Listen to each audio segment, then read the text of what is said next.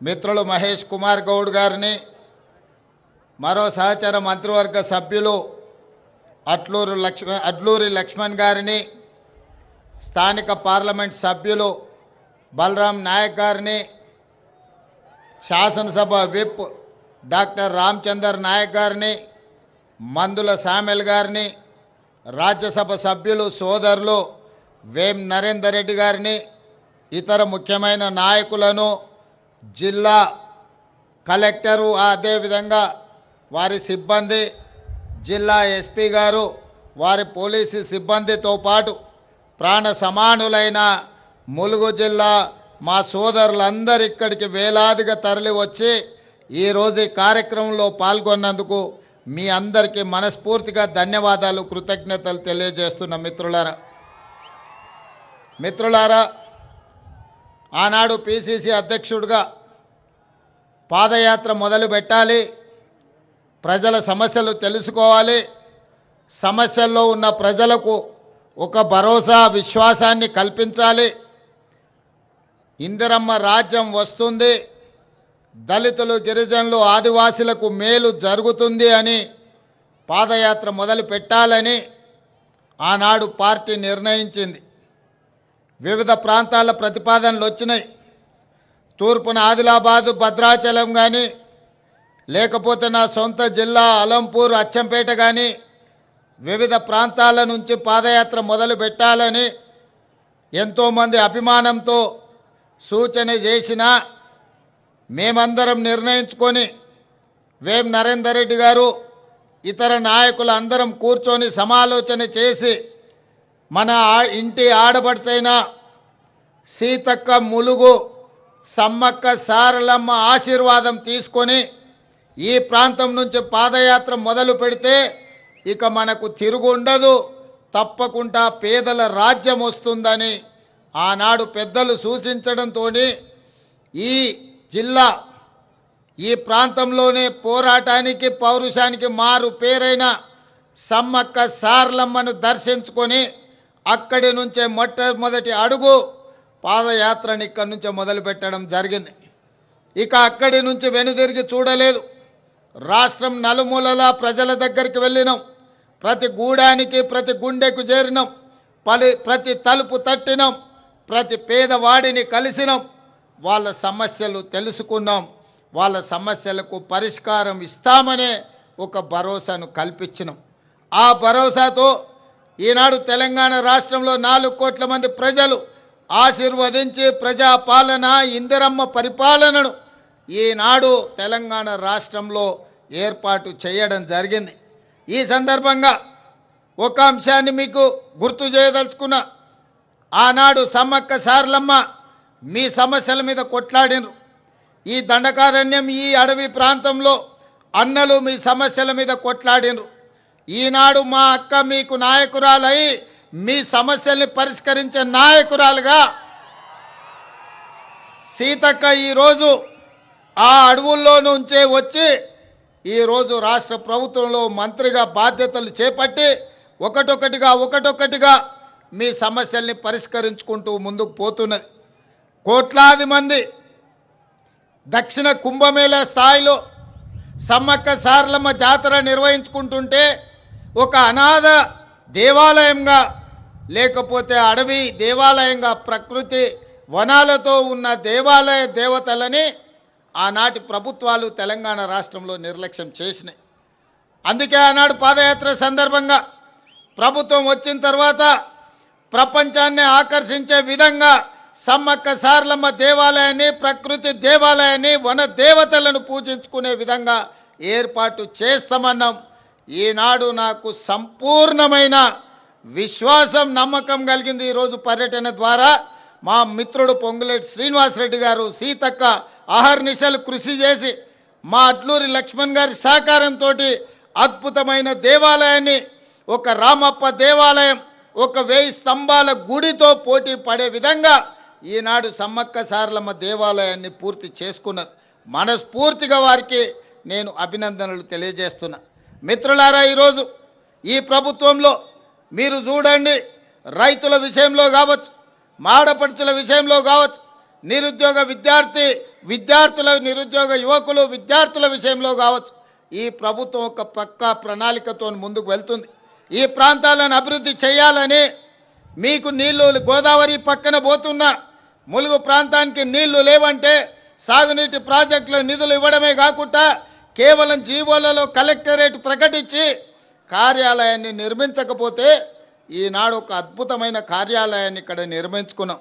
మా సీతకి ఇంతకుముందే నాకు విజ్ఞప్తి చేసింది ఈ పక్కనే ఎస్పీ కార్యాలయాన్ని అదేవిధంగా కోర్టు భవనాలను కూడా నిర్మించుకోవాలని 100% ఈ కార్యక్రమాలన్నిటిని కూడా తొందరలోనే చేపడతామని చెప్పి ఈరోజు నేను మీకు చెప్పదలుచుకున్నా. అదేవిధంగా మిత్రులు శ్రీనివాసరెడ్డి గారు మా సీతక్క ఏదో దేవాలయం మల్లూరు నరసింహస్వామి దేవాలయానికి కూడా మీరు నిధులు మంజూరు చేయాలన్నారు. తప్పకుండా మల్లూరు దేవాలయానికి తొందరలోనే నిధులు మంజూరు చేస్తా. అదేవిధంగా జంపన్న వాగు సమ్మక్క సారలమ్మ జాతరకి ఎంత ప్రాధాన్యత ఉందో జంపన్న వాగుకు అంతకంటే ప్రాధాన్యత ఉన్నది. ఈనాడు జంపన్న వాగులో చెక్ డ్యాములు కానీ లేకపోతే ఇక్కడ ఘాట్లు కట్టడం ద్వారా స్నానాలకు భక్తులకు ఏర్పాటు చేయాల్సిన అవసరం ఉన్నది. అందుకే జంపన్న వాగు మీద సాగునీరు విధంగా అదేవిధంగా ఇక్కడికి వచ్చే భక్తులకు సౌకర్యాల కోసం జంపన్న వాగును కూడా 100% అభివృద్ధి చేస్తామని చెప్పి ఈ సందర్భంగా మీకు అందరికీ తెలియజేస్తున్నా. ఇదే కాకుండా ఈ ప్రాంతానికి సాగునీరు ఎంతో అవసరం. ఈ ప్రాంతంలో ఉన్న ఆదివాసీ బిడ్డలు కష్టానికి మారు పేరు. మరి మీ కష్టాలను తీర్చాలంటే మీకు సాగునీరును అందించాలి. మీ సాగునీటికి సంబంధించిన ప్రాజెక్టులు తొందరలోనే శ్రీనివాసరెడ్డి గారికి నేను ఆదేశాలు ఇస్తున్నా.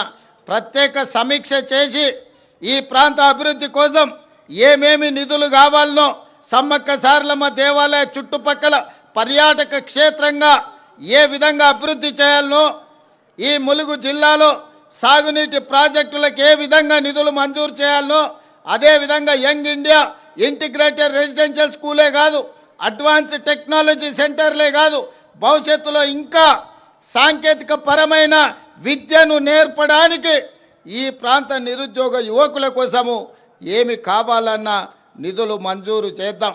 ఈ ప్రాంతంలోనే గిరిజన యూనివర్సిటీ కూడా మీకు అందుబాటులోకి వచ్చింది. నా విజ్ఞప్తి ఒకటే మా నిరుద్యోగ యువకులకు మా విద్యార్థులకు నర్సరీ నుంచి 12th క్లాస్ వరకు ఎడ్యుకేషన్ 12th క్లాస్ తర్వాత స్కిల్స్ విద్యతో పాటు సాంకేతిక నైపుణ్యం ఉన్నప్పుడే ప్రపంచంతో పోటీపడి మీరు రాణించగలుగుతారు. కేవలం విద్య ఒక్కటే ఉద్యోగ ఉపాధిలను అందించదు. అందుకే ఈనాడు చదువుకుంటున్న విద్యార్థులకు నా విజ్ఞప్తి నా సూచన ఒక్కటే మీ సోదరుడిగా మీ రేవంత్ అన్నగా నర్సరీ నుంచి 12th క్లాస్ వరకు బెస్ట్ క్వాలిటీ ఎడ్యుకేషన్ నేర్చుకోండి. లాంగ్వేజెస్ నేర్చుకోండి. ఇంగ్లీష్ నేర్చుకోండి. జర్మనీ లాంగ్వేజ్ నేర్చుకోండి. జపనీస్ లాంగ్వేజ్ నేర్చుకోండి. 12th తర్వాత సాంకేతిక నైపుణ్యాన్ని అందించే అడ్వాన్స్ టెక్నాలజీ సెంటర్లలో చేరండి. పాలిటెక్నిక్ కాలేజీల్లో చేరండి. స్కిల్స్ యూనివర్సిటీలో చేరండి.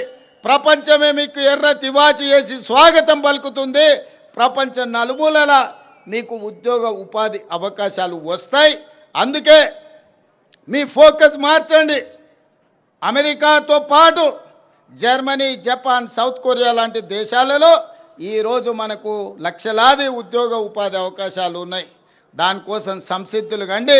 మీకు జర్మనీ, జపానీస్, కొరియన్ లాంగ్వేజ్ నేర్పించడానికి మన ప్రభుత్వం సంపూర్ణంగా ప్రయత్నం చేస్తుంది. అదేవిధంగా మా అక్కలు మా ఆడబిడ్డలు ఎక్కడ చూసినా దసరా పండుగ నాడు పాలపిట్టలాగా కనిపిస్తురుగో బ్లూ కలర్ చీరలు కట్టుకొని. అవునా అక్క? ఎన్నడన్నా వీడికొచ్చిన 1000 మంది మా ఆడబిడ్డలను అడుగుతున్నా, ఇన్నేళ్ళు వాళ్ళు బతుకమ్మ చీరలు ఇచ్చారు. ఎన్నడన్నా బతుకమ్మ చీర కట్టుకొని పండుగ పూట అమ్మగారింటికి పోయినరా అక్క? బతుకమ్మ చీర ఇస్తే ఆడగట్టిరు. చేన్ల కాడ పందులను బెదిరియనికే కట్టిరు. పిట్టలు గింజలు తినకుంటుండనికే కట్టిండ్రు. ఎన్నడన్నా మనం కట్టుకున్నామా? బతుకమ్మ చీరలలో కూడా కమిషన్లు మెక్కి వాళ్ళ బతుకు జడ మీ చీరలలో కూడా కమిషన్లు మెక్కిరు. అందుకే దుమ్ము కొట్టుకుపోయి ఫామ్ హౌస్లో పడ్డారు. అందుకే ఇవాళ మా ఆడబిడ్డలకు, మా పుట్టింటి ఆడబిడ్డలకు పండుగ నాడు పెట్టే చీర సారె అని చెప్పి సమ్మక్క సారలమ్మ బిడ్డలకు సారె పేరు మీద చీర పెడితే వేలాది మంది ఇవాళ మా ఆడబిడ్డలు నన్ను ఆశీర్వదించడానికి మా తమ్ముడు వచ్చిండు, మా అన్న వచ్చిండు, మా రేవంత్ అన్న వచ్చిండు అని చెప్పి వేలాది మంది మీరు ఆశీర్వదించడానికి ఇక్కడికి వచ్చారు. ఈ చీర డిజైన్లో కానీ ఈ చీరల సెలెక్షన్లో కానీ సంపూర్ణంగా సీతక్క భాగస్వామ్యం తీసుకొని ఈ యొక్క అద్భుతమైన చీరల్ని మీకోసం తయారు చేయించారు. ఈ సంవత్సరం పోయిన సంవత్సరం పాలపిట్ట రంగు చీరలు ఇచ్చినాం.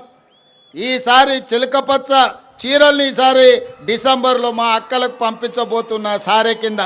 మళ్ళసారి నేను వచ్చినప్పుడు మీరు ఆ చీర కట్టుకొని నాకు వస్తే కడుపు నిండా సంతోషం అవుతుంది. మా ఆడబిడ్డలందరూ కూడా నన్ను ఆశీర్వదించడానికి వచ్చిండ్రు.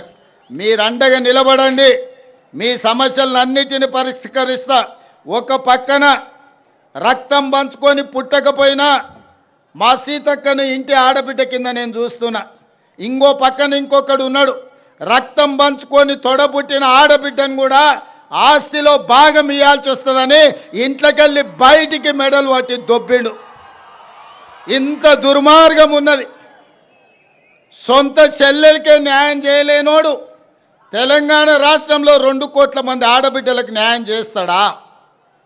కన్న కొడుకు దుర్మార్గంగా వ్యవహరిస్తుంటే దౌడ మీదంగా పెట్టి కొట్టాల్సిన తండ్రి ఫామ్ హౌస్లో బోర్లో వండుకున్నాడు. కొడుకు తప్పుడోడైతే సరిదిద్దాల్సింది తండ్రి కాదా? ఇవాళ సొంత బిడ్డని ఇంట్లోకి వెళ్ళి బయటకు వెళ్ళగొడుతుంటే కొడుకు తండ్రి మౌనంగా ఉన్నాడంటే ఆ నేరంలో తండ్రి కూడా సగం భాగం ఉన్నట్టే. అట్లాంటి తండ్రి కొడుకులు మన రాష్ట్రానికి దాపురించిండ్రు. వీళ్ళే ఈ తెలంగాణ రాష్ట్రానికి శనీశ్వరులు, తెలంగాణ రాష్ట్రాన్ని పట్టి పీడిస్తారు. అతనికంటే గనుడు ఆచంట మల్లన్న అన్నారు. తండ్రి కొడుకులు ఇంట్లో ఉంటే ఆ మేనల్లుడేమో రాష్ట్రంలో కరువు రావాలి, వర్షాలు కురవద్దు, ప్రజలు చావాలి అని తమిళనాడు కర్ణాటక రాష్ట్రాలలో పోయి అఘోర పూజలు, క్షుద్ర పూజలు, చేతబడి పూజలు చేస్తున్నాడు. ఇట్లాంటోడు ఎవడన్నా ఉంటాడా? అధికారం పోతే ప్రజల సావు కోరుకుంటాడా ఎవడన్నా? ఇంత సన్నాసులు ఈరోజు రాష్ట్రంలో ప్రతిపక్షంలో ఉన్నారు. కాబట్టి వాళ్ళు ఎన్ని పూజలు చేసినా, ఎన్ని క్షుద్ర పూజలు చేసినా, అఘోరారావు గారు అఘోర పూజలు చేసినా దేవుడు మన వైపు ఉన్నాడు. ఎందుకంటే మన ప్రయత్నానికి దైవ సంకల్పం కూడా తోడైంది. కాబట్టి ఎలినినో సందర్భంలో కూడా ఎల్లంపల్లి ప్రాజెక్టు నిండింది. ఇవాళ ఈ ప్రాంత వానలు పడ్డే హెలికాప్టర్లు వస్తుంటే సీనాన్ని అడిగిన మొత్తం ఎక్కడ చూసినా పొలాలలో చెరువులలో నీళ్లు కనిపించినాయి. నాకు సంతోషమైంది, దేవుడు మన వైపు ఉన్నాడని. ఇవాళ దేవుడు కూడా మన దిక్కే ఉన్నారు. మీరందరూ కూడా సోదరులు, మా సోదరిమణులు నాతోనే ఉన్నారు.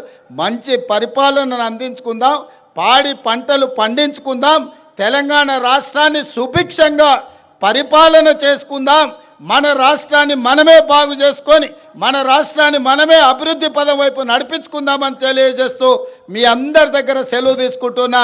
పరకాలలో కూడా మీటింగ్ ఉన్నది, అక్కడ మిగతా విషయాలంతా మళ్ళీ మాట్లాడతాం. మా యువకులను అందరినీ కూడా అక్కడికి రమ్మని చెప్తూ మీ అందరి దగ్గర సెలవు తీసుకుంటున్నా.